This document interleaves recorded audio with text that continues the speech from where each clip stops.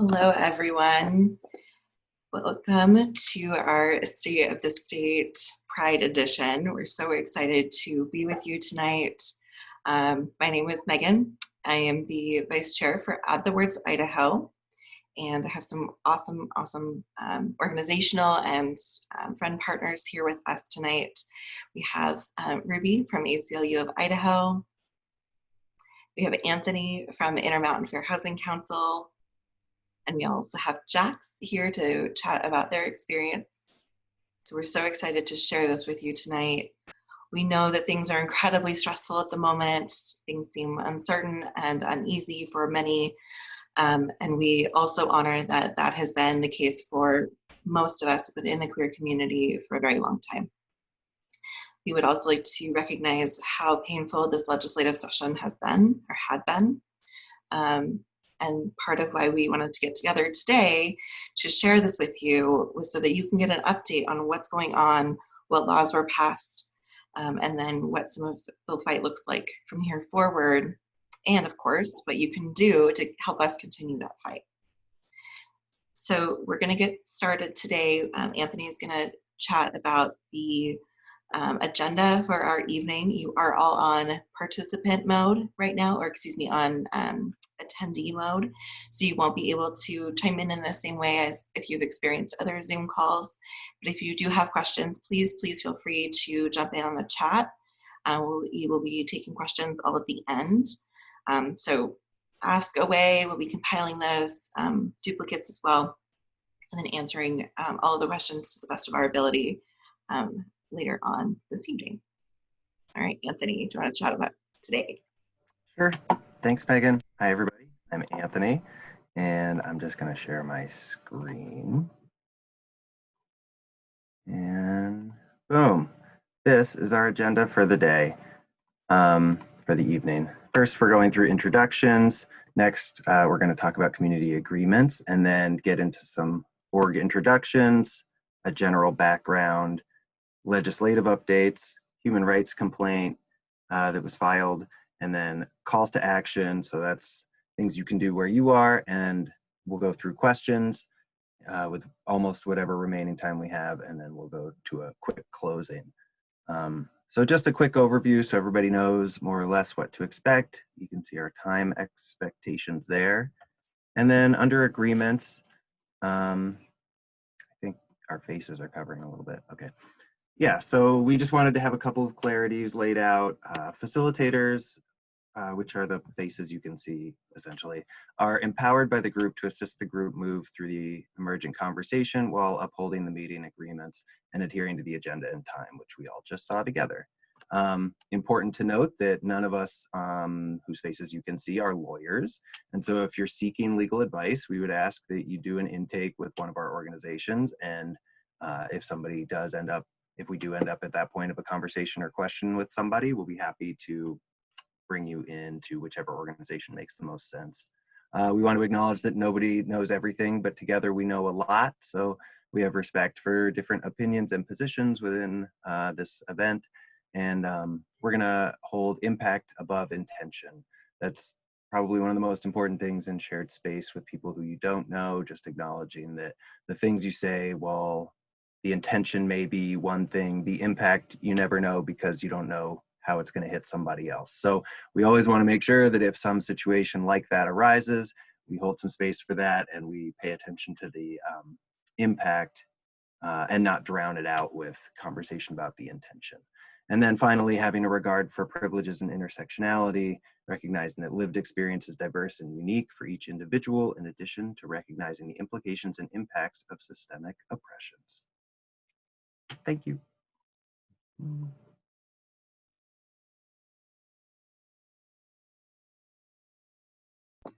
Great. Anthony, did you want to chat about organization? Oh, is it my time? Am I supposed to keep going? I'm sorry. You're fine. We did community agreement. Oh, and now we're going to talk about the Fair Housing Council. I see. I'm sorry. So great. Let me just share my screen again here. Thank you for your patience. Okay, great. And we'll start there. Great.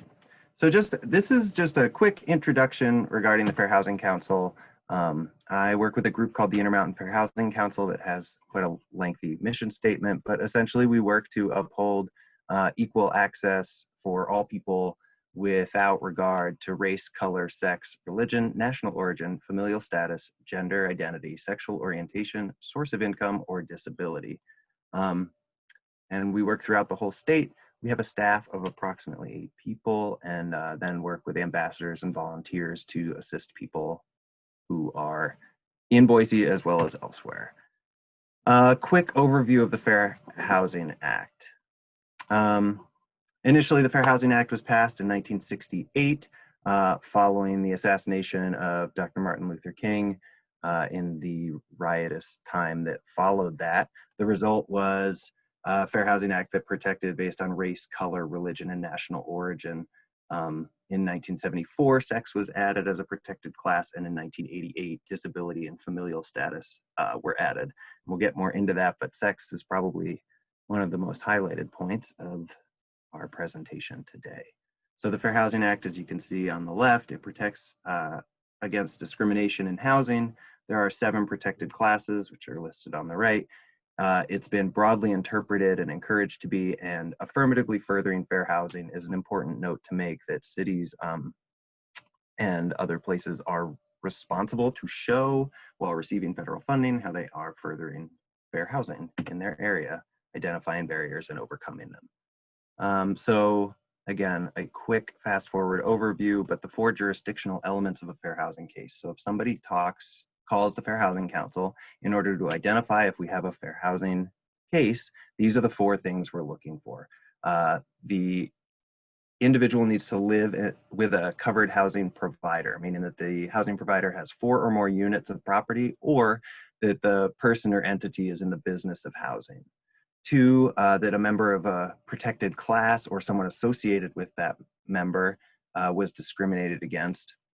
3, that a discriminatory act occurred either during the application or screening process through a denial of reasonable accommodations or different policies, charges, or treatments for individuals that happen to be based on protected classes, and also that it happened within the statute of limitations, which is 1 year with HUD, 2 years in federal court.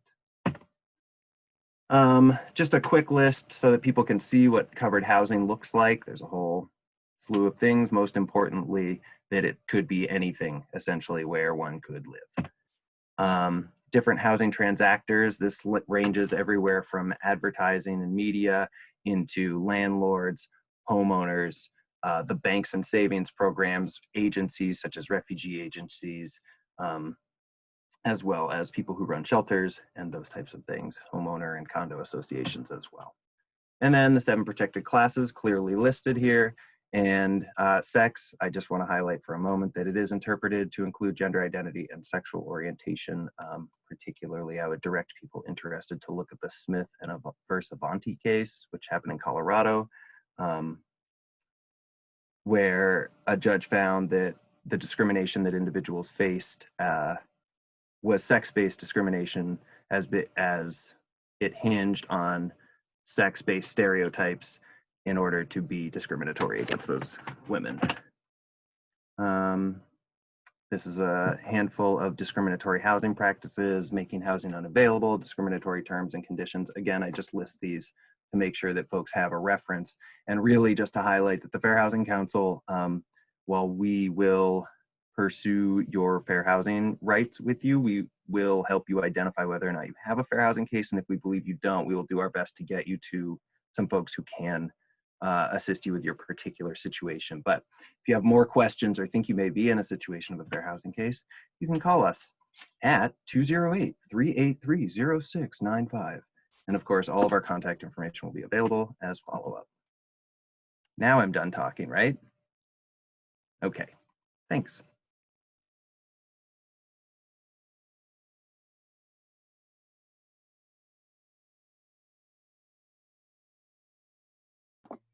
Right. Ruby, would you like to chat more about your position and organization? Yeah, totally. So like the introduction was mentioned, my name is Ruby Mendez Mota. I am the campaign strategist with the ACLU of Idaho. And as Anthony mentioned, I am not an attorney, but I am an advocate and also an organizer within the organization, and as well helping out in the policy department here with our organization. And the ACLU is a civil rights organization in which is a 501c3 nonprofit organization. We are dedicated and fighting for your civil rights at different levels. A lot of folks know us as an organization that does a lot of legal work, such as lawsuits, and also known for our legal intake system, where folks can report a civil rights violation with us, and we are able to provide any kind of references or information to the community. And something important to note is that although we are a large organization, we do have a national affiliate. We do have one attorney in our office, and we are limited in the way that we could potentially represent individuals. But that does not mean that we are not able to request or refer you to information regarding to referrals or how we can best inform you about your civil rights complaint. And the department that I work in, which is our legislative/advocacy work, so we do a lot of work in the legislative session. You would see us very frequently talking to lawmakers and ensuring that the laws or proposed legislation brought forth to state does not violate your civil rights. And so a lot of the work that I did was ensuring that that did not happen. And though unfortunately some things do pass, and we will be talking about a little bit of around HB 500, the anti-trans sports bill, and also HB 509, which also put into question transgender individuals to be able to change their birth certificate, which again I will talk about a little later in the session. But we do work a lot in the legislative session, and more than anything, our huge piece that we are definitely working on is an advocacy, working to build a community and to organize and to really have the voices of those impacted by these harmful laws and policies that are proposed for these folks to be able to advocate. So that's a little bit about the ACLU of Idaho. And if anyone has questions about the ACLU, you can definitely visit us at acluidaho.org or check us out on Facebook at ACLU Idaho, Twitter, and we're also on Instagram.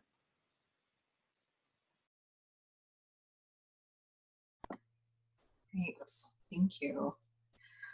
So as I said before, my name is Megan. I'm the vice chair for Add the Words. Chances are, if you are joining us today, that you've likely heard of Add the Words Idaho and are at least somewhat familiar with the work that we do. We have been around for just over 14 years now as an organization working to update and modernize the Idaho Human Rights Act. I'll go into the details of that law here in just a few minutes, but I just want to kind of tell you a little bit about our organization first. There has been a bill that's been introduced every year to update this Human Rights Act. But for 14 years, that bill has declined to be fully heard or pushed through the full system to become law. So there has been this ongoing fight and group of organizers that have kind of come and go, and things have evolved over that time, of course, as any movement does. And so I actually came on board in 2015. I've been around in this organization for 5 years now. Right about the same time that my colleague Chelsea Fiona Lincoln, who also came in, she had been working as an activist within Add the Words previously. She stepped into the chair role early in 2015, shortly after a failed committee hearing on the Add the Words legislation, which was incredibly disheartening for many within our community and within our movement. In those 5 years, Add the Words has seen quite a bit of change, right along with the election that happened in 2016 and everything that's the political landscape that has changed considerably since then. We have also, as an organization, taken a really intentional approach to deep intersectionality. We know, and we are fully committed to queer folks across the state and across all different intersections. We know that somebody who is experiencing housing discrimination or an ableism scenario, there are so many different elements. Somebody who's an immigrant, somebody, particularly folks of color, we really honor the history and the trans activists, there are trans ancestors that have come before us, particularly Black women, Black trans women, who had been fighting this fight for generations. And it's really important for us as an organization to honor that and uplift that. And when we can, and as much as we can with our capital that we have, to put and stand at the back of other organizations and other groups and people that are doing really great work. Because we know that liberation for some of us is liberation for all of us, and it's all completely interconnected. We can't truly make full progress if we're leaving any group behind. So you'll see, if you go back through like the history of other words, even just our Facebook posts, you'll see shifts and changes in how we talk about things. And we try as much as we can to uplift that intersectional lens so that we are encompassing everybody as best to our ability. And then if we get it wrong at some point, for instance, there was a moment earlier where I was working on some design work and trying to figure out what's the most, what's the friendliest way to present this information so that folks can read and absorb this information without struggling with the content or the layout or the format. So all of those things go into some consideration in the work that we do. We are a 501c3. We're fiscally sponsored by a 501c3 through the Idaho Coalition of Sexual and Domestic Violence, against sexual and domestic violence. The really great thing about being around for these past 14 years is that we have built this really incredible network of other organizations and friends and allies that are doing incredible work. While we try to be intersectional, we also realize that we can't do everything. We're an all volunteer run organization. So when it comes to legal advice, we will refer you to somebody in the legal field, somebody like our partners with Intermountain Fair Housing or ACLU or whatever the case may be. We also know that organizations like the Idaho Coalition Against Sexual and Domestic Violence specialize in certain areas. So we will refer folks to certain organizations for those same reasons. So the coalition is part of our the words coalition, but that also includes the faith community, that also includes the Speedy Foundation and Mama Dragons. It really branches across different approaches and different advocacy work. It really covers quite a bit. So if you have questions or other ways that you might be interested in getting involved, definitely let us know. And keep an eye, of course, on all of our social media posts. So with that, I'm actually going to dive kind of right into what the state looks like or has looked like, some general background for LGBTQ rights here in the state of Idaho, which just has gotten quite a big update with last week's Supreme Court decision that came out last Monday. So I'm going to go ahead and share my screen here and show you a little bit about what we're working with in this moment. And then, of course, we'll dive deeper. I'm certainly a visual person, so it's easier for me to be able to show you as we're looking at the same information. So let me share my screen.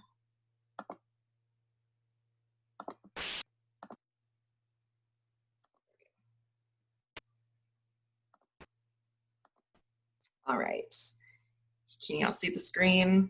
Hoping, nods from my fellow friends here. Great. So there are several different layers of protections and they apply in different ways. So each different icon that we have here represents either public accommodation, which doesn't exist at the federal level. I'll get into that in a second. employment, and housing.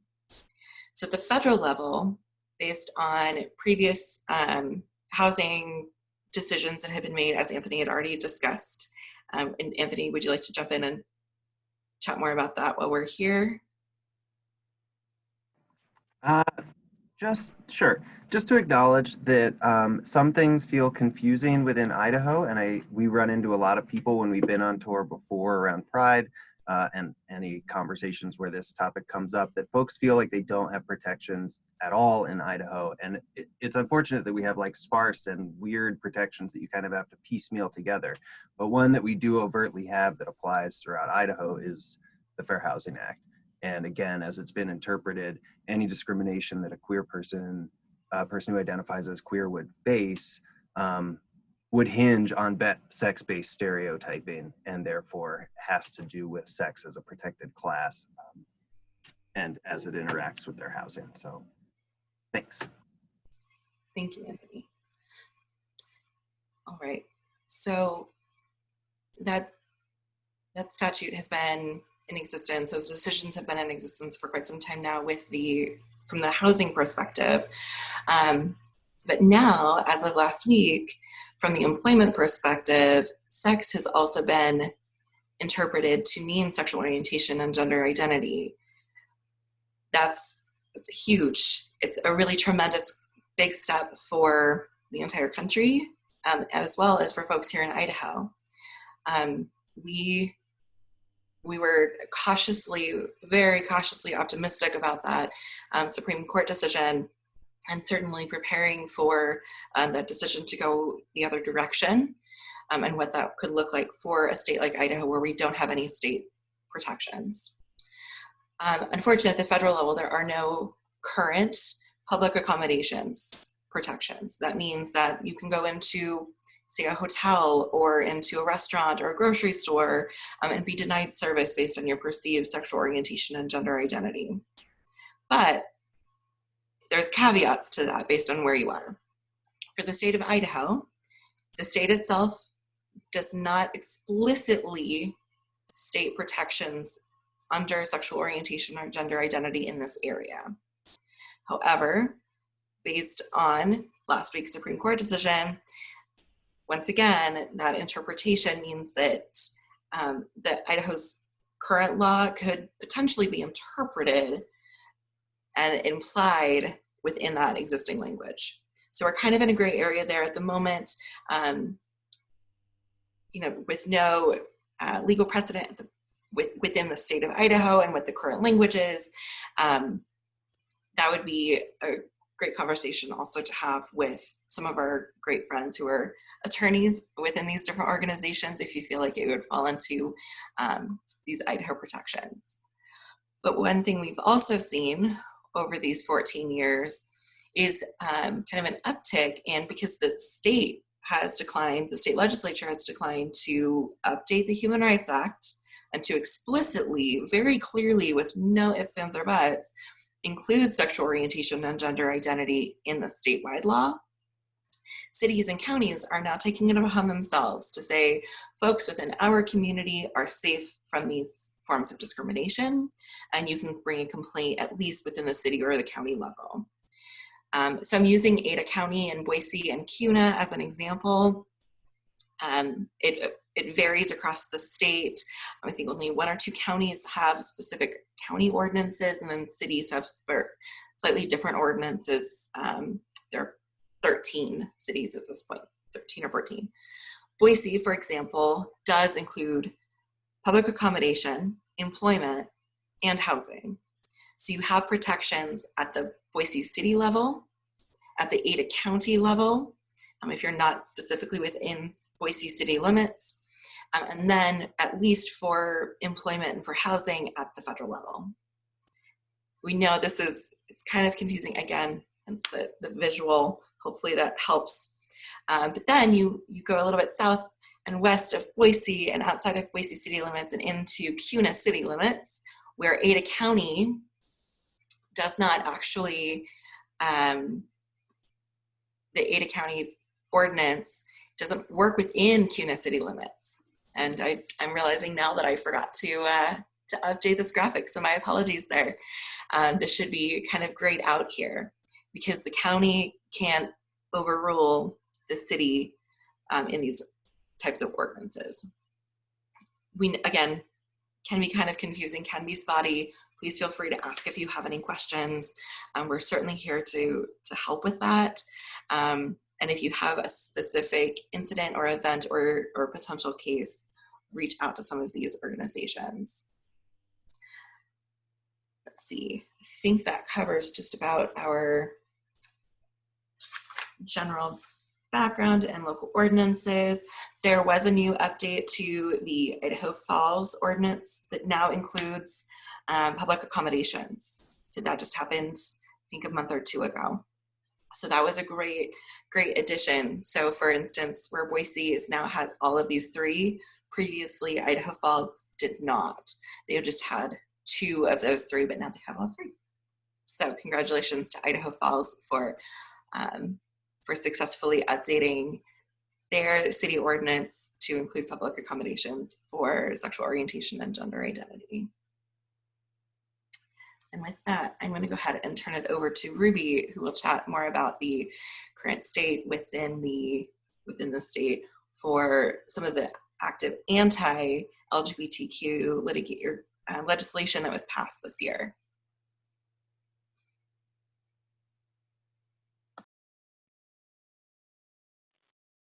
Thank you, Megan. And I don't have a fancy PowerPoint or an image, so you have to bear with me and my words. And but thank you to both Anthony and Megan for sharing. This is really important information. And again, for folks that are listening, if you have questions or if you have any comments, please feel free to chat with us through the chat box or use the Q&A, and we'll be sure to answer any questions that you may have.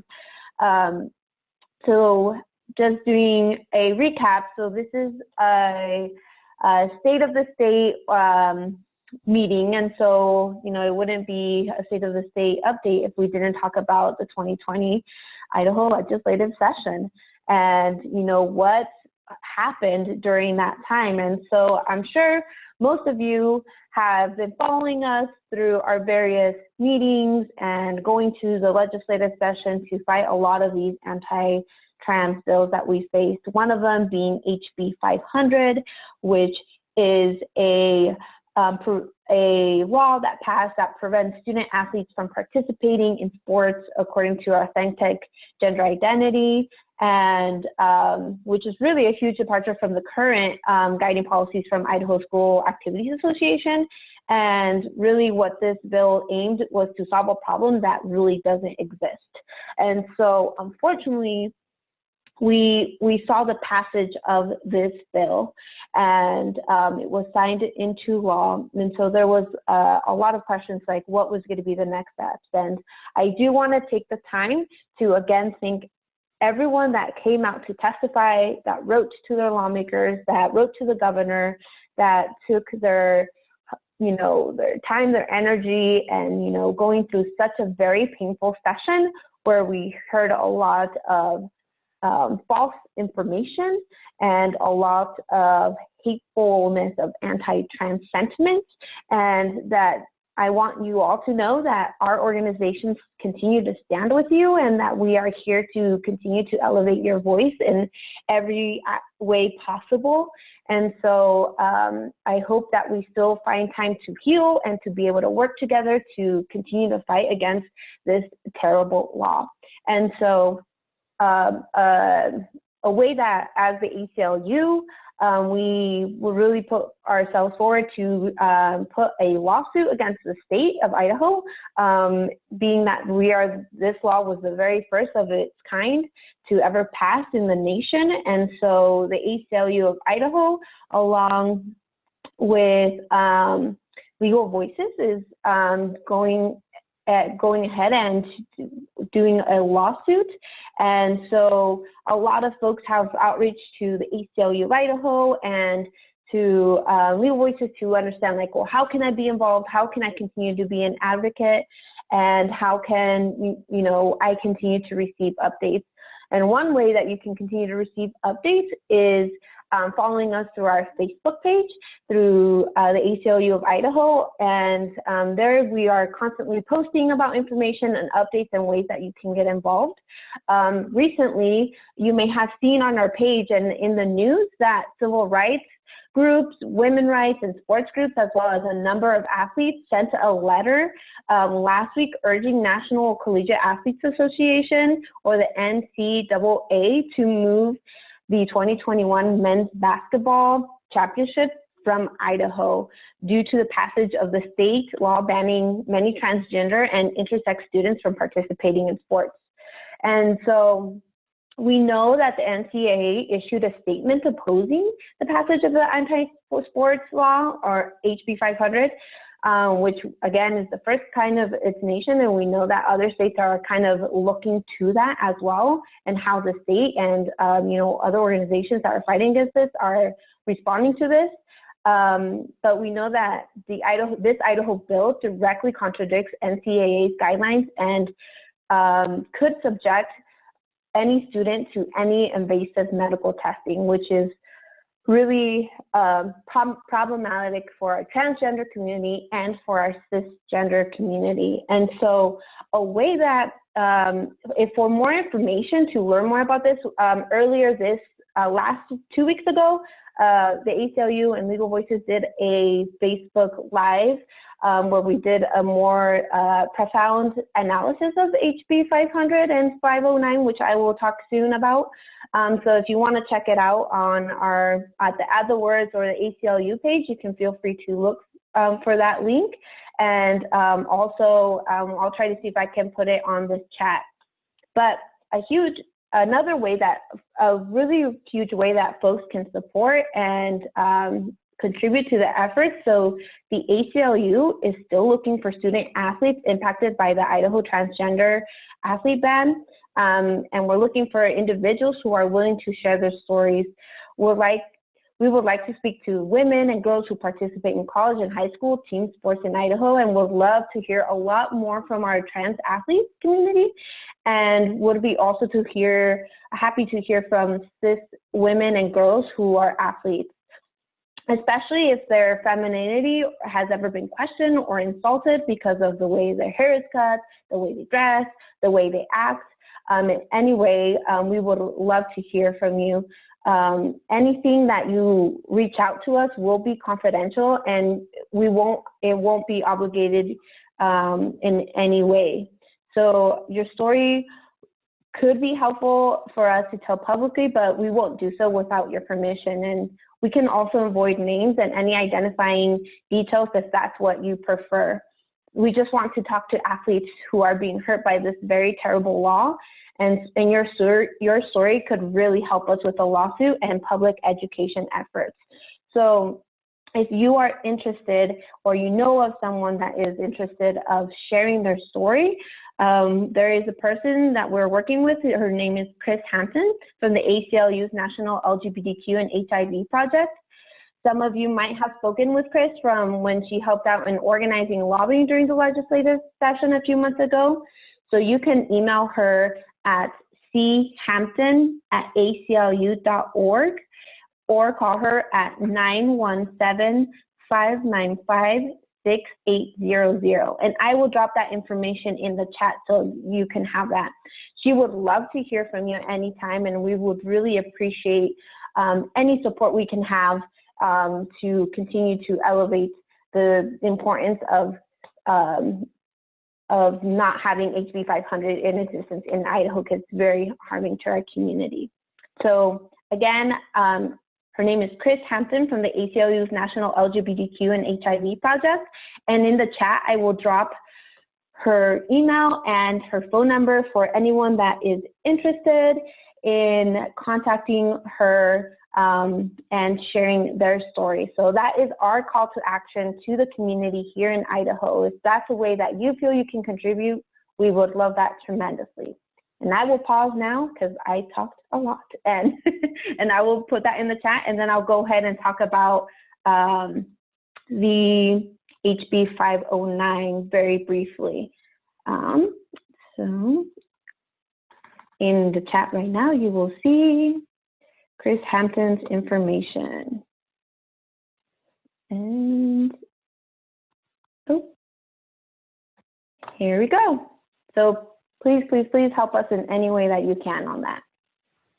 Now, transitioning to another piece of legislation that we saw happen in the 2020 legislative session was the HB 509. And so we know that this new law could stop, in 2020, there was a proposed legislation that would stop people from correcting their gender marker on an Idaho birth certificate. So for those folks that are not sure like what this process was, so in 2017, there was Lambda Legal filed a federal lawsuit challenging Idaho's categorical ban on correcting the birth certificate. And so a U.S. District Court judge ordered Idaho state officials to allow transgender people born in Idaho to apply to correct their gender markers in their state Idaho birth certificate. Now, fast forward in 2020, we saw this legislation, HB 509. Again, like I said, this law would stop people from correcting the gender marker on their Idaho birth certificate. And so, again, this was challenged by Lambda Legal earlier this year once that law came into pass.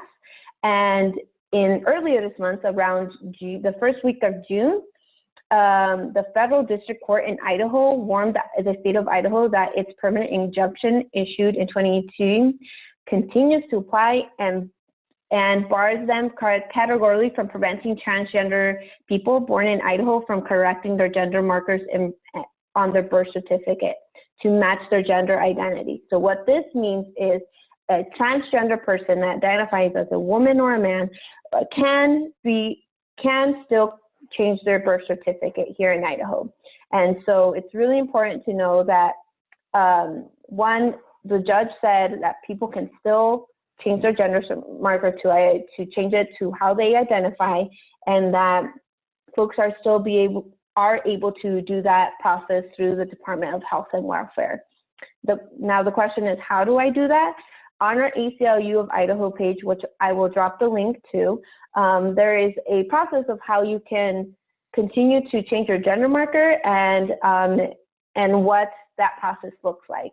And so again, if you have any questions about that, please feel free to reach out to the ACLU of Idaho, and we're more than happy to provide any resources on that. And if you have any further questions on HB 509 or HB 500, again, feel free to reach out to us again.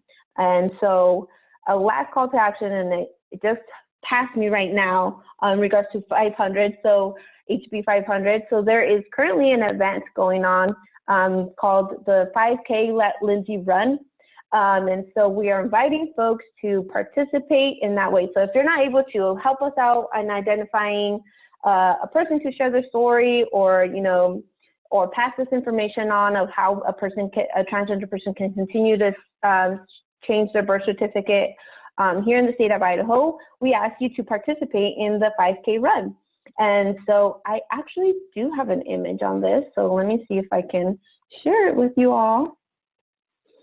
So here you see the virtual 5K, walk, run, and roll.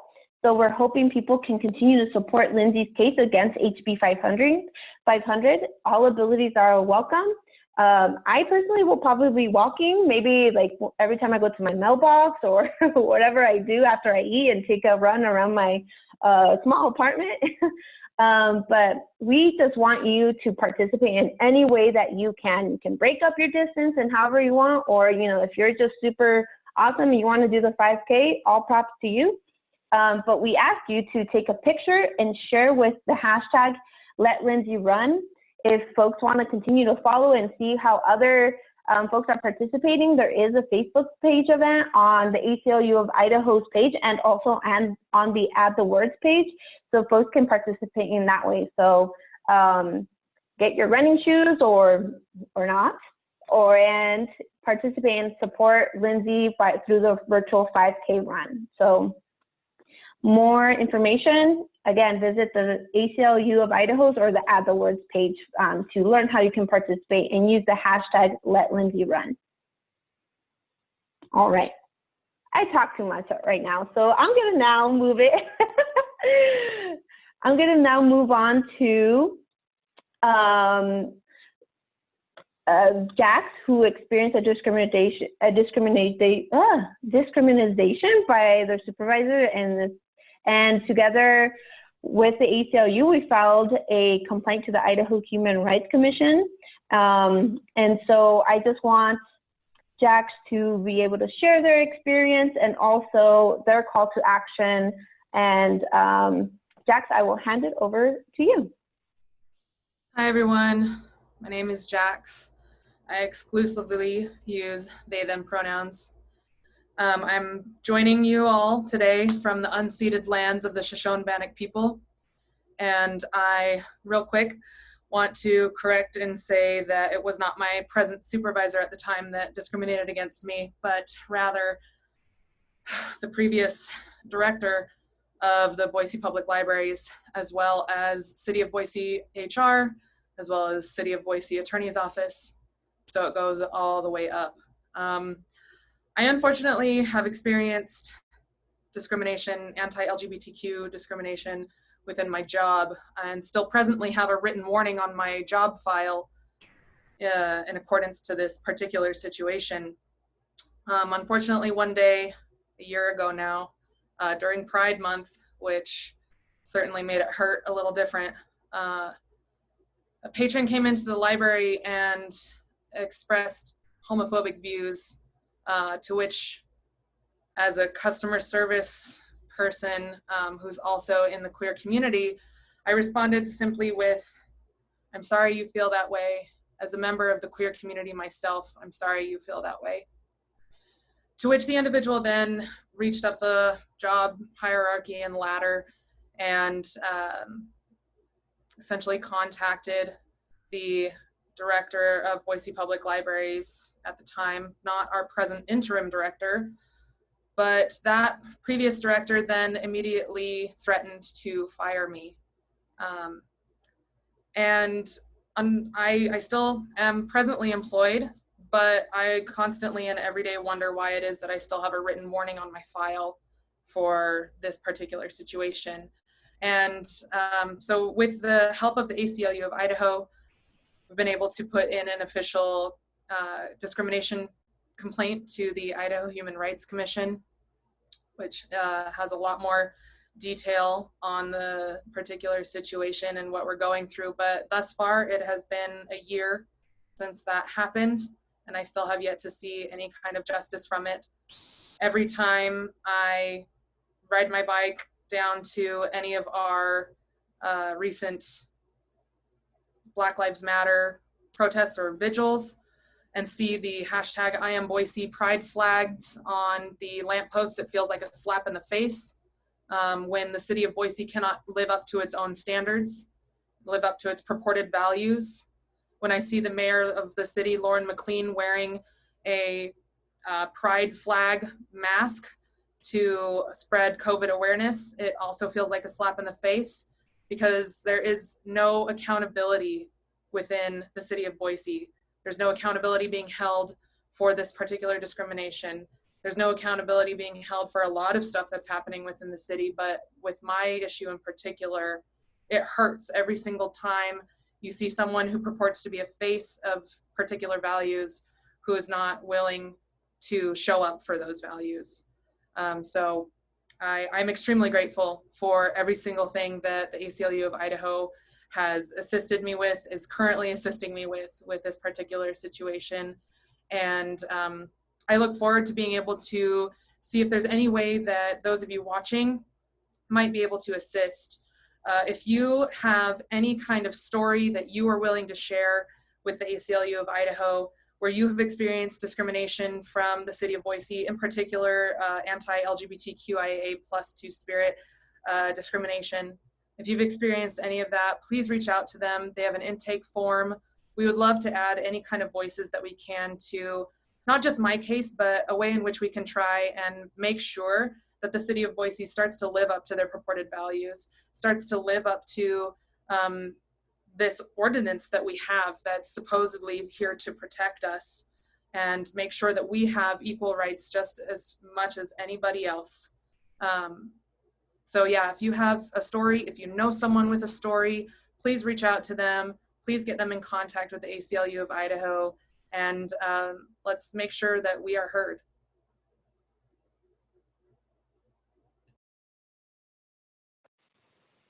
Thank you, Jax. Thank you for sharing your story, and thank you for doing that call to action. You will definitely hear a lot more from the ACLU of Idaho in next steps of how we can continue to advocate and hold accountable the individuals to ensure that there is justice and that there is, this certain issue is being addressed. And again, just really elevating what Jack said, if anyone is interested in sharing their story, please reach out to us. You can reach out to us through social media or at admin@acluidaho.org, and we would be more than happy to connect you in the next steps we'll be doing, and you'll hear a lot more from us and from Jax as well in terms of keeping folks accountable on this issue. So with that, I will turn it back to Megan, I believe. Hi, thank you. And I think we have a couple of more calls to action that we can chat about here as well. But one thing that I would like to highlight that A was part of the agreements that I was also going to touch on as well, is that while today we are talking about the letter of the law and what is actually on paper, we also recognize that that isn't necessarily the lived experience of a lot of individuals, and Jax's experience and case is a prime example of that, where something can be on paper and we can have that city ordinance, we can have that county ordinance, however, how it applies and how it's enacted between different organizations and people and companies and governmental agencies or pseudo-governmental agencies, whatever the case may be, it can vary widely. So knowing your rights and knowing what what resources are available to you is really important. And I would go even farther and say sharing that information with your community is even more important, because you're on this call, meaning you're tapped in somehow to one of our organizations or to one of us individually, but you might have 5 or 10 other friends or family members or coworkers or whomever in your network that might not be aware. So sharing this information as wide as you can is so, so important. So this call is recorded and will be shared on our Facebook page. Both the words ACLU and Intermountain will be kind of shared with the event and all of the places. We do apologize for those who weren't able to view us through Facebook Live. We're having some technical difficulties right there at the beginning. And donating money. We're going to talk about that a little bit more later too, but donating your money, your time, your energy, whatever is appropriate and whatever you have capacity for is appreciated beyond belief. For instance, OtherWords is a fully volunteer organization. We don't have paid staff, and it's a very small team of very dedicated volunteers that are doing things like monitoring anti-racist posts on our Facebook page. And one of our members is a person of color and passing as a person of color. And for me, from my perspective, as somebody who presents as white, my experience is vastly different than my colleagues and those across our queer community. So acknowledging that, and there's so many different resources that we can share with you. I think I could go on for the next 33 minutes really easily talking about all of these things, but I won't do that because I want to be able to give you all some more things that you can do to show your support and to kind of jump in. Yes, Anthony, you were going to chat about our calls to action, right? Yes. Okay, yes. I was really just showing it to you. You can use this. Thank you. So we have a really cool couple of opportunities to connect coming up in the next week, the last week of Pride Month.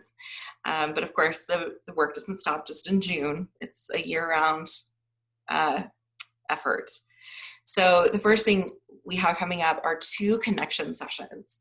So last year we got to go out and meet with you all in person, chat at Pride, have fun, go to drag shows and chat with you at the booths. We had connection sessions in several different places. And it was just really incredible to be able to get to know you all and get a better idea of what's going on within your community for LGBTQ folks there in that particular area. So we're going virtual with our Pride Tour. This is our first stop, if you will, to kind of give a nice statewide lay of the land. And then next, coming up this Thursday, we'll have a Northern Idaho focused community connection session, more of a roundtable chat so we can get to know you, hear about what's going on and what's important to you. And then we'll have the same event, but for Southwestern Idaho on June 30th. Both events are in the evening. Both are posted as of now. They're both officially posted on the Words Facebook page with both Intermountain Fair Housing Council and ACLU of Idaho listed as co-hosts, so you can find that event, all 3 places, and probably several more coming up as well. Whereas this conversation tonight is more of us chatting to you. These next 2 events are very much about us listening, because we do talk a lot. We're pretty used to that, right? But that isn't all of our job. We really want to get to know you as well. So please sign up for the one that's most appropriate for your area. We will have one for Eastern Idaho. We're still working out the details of that. It might end up coming later, more towards August, when Idaho Falls Virtual Pride will be taking place. So we might be lining up more with that schedule. But stay tuned.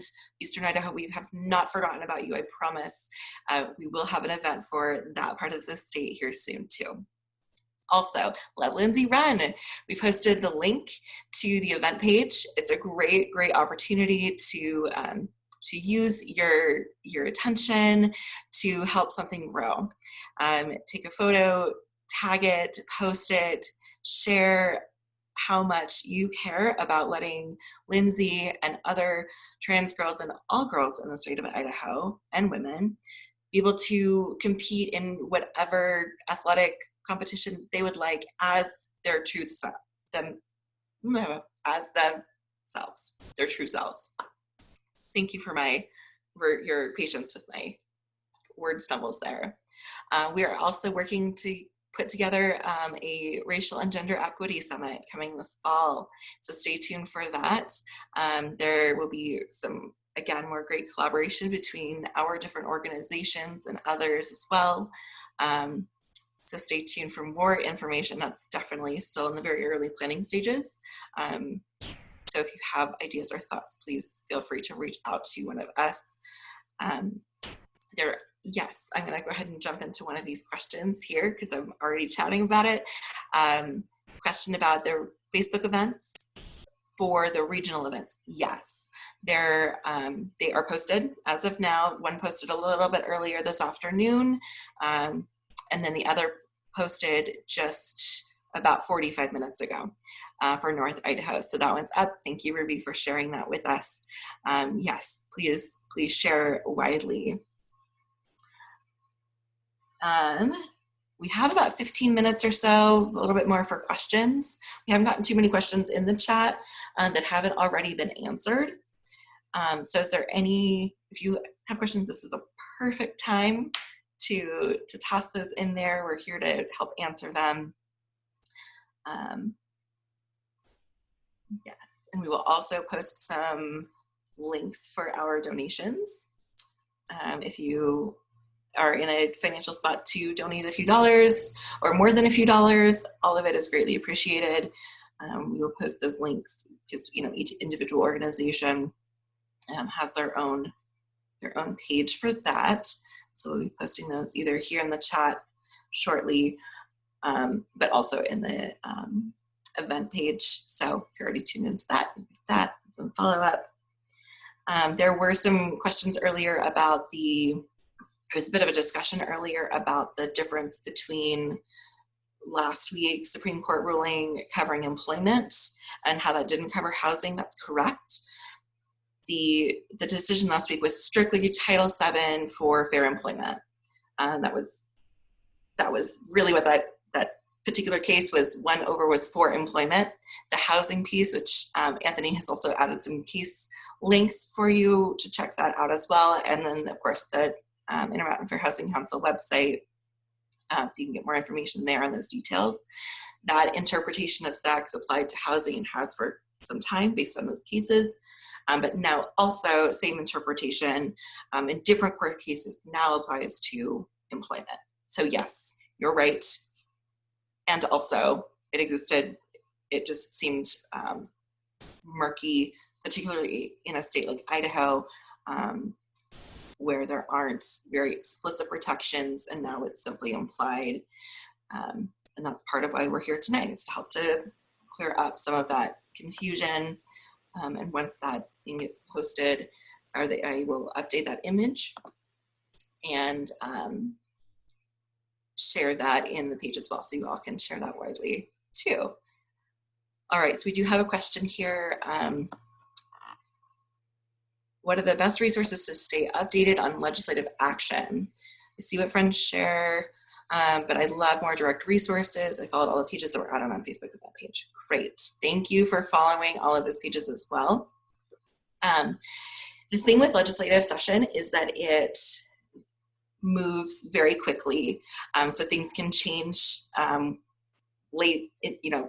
later in the evening for the very next morning, or even agendas changing the morning of. We certainly saw a few instances of that happen this particular session, some things that they didn't want to necessarily address right then and there because we had a great turnout or other organizations had a really big turnout.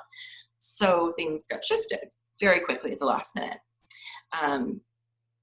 However, there are several different ways, and I think Anthony, you wanted to jump in and answer? No, okay. It's Ruby, yes. I can do it. Yeah. So there is a way. So one is following the ACLU of Idaho's Facebook page and Twitter. We are always constantly updating. Another way as well is to sign up on our newsletter for the ACLU of Idaho. We do provide legislative updates and how you can be involved. I think you following our Facebook pages was, very ideal, because that's where we are constantly updating information on there. As well, the ACLU does provide legislative reports every end of session, and so that is a good way for you to continue to know what at least the ACLU of Idaho worked on in terms of LGBTQ issues. We do work on other issues as well, so if any of those other issues interest you, you'll be able to receive those updates through our legislative report. But I think best chances is like signing up for our newsletter on the ACLU of Idaho. You'll be receiving emails from us on how to participate during the legislative sessions. I'm pretty sure we will be having some kind of training sometime in the fall, along with our partners here on the screen, to be able to prepare for next legislative session. I think that's something really important for us to know, that the attacks for our LGBTQ community does not stop here. We know that there's a constant attack against our community every year, and so it's just really important for us to engage and to be part of this, whether it's webinars, trainings, or just through social media, however you best feel comfortable in engaging, to stay informed and to stay connected with us. I'd also like to add, and carefully and delicately, because we are a 501c3, which means we're within certain limitations as far as what we can chat about politically speaking. However, both the ACLU of Idaho has a fantastic legislative report card to check out. So once again, check out their website and check out the great work that's been put into that. I am also working on a similar type of document for Add the Words that are specific to the issues that we worked on this year. But it's a slow process. So bear with us, and that will be out soon, hopefully in the next month or so. And one of the reasons I'm still putting that together, and I think it's really important to still get that out, is because it's an election year. And knowing who your lawmakers are and how they voted and how that aligns with your particular values, whether that be an organizational value or not, however they align with yours, is important.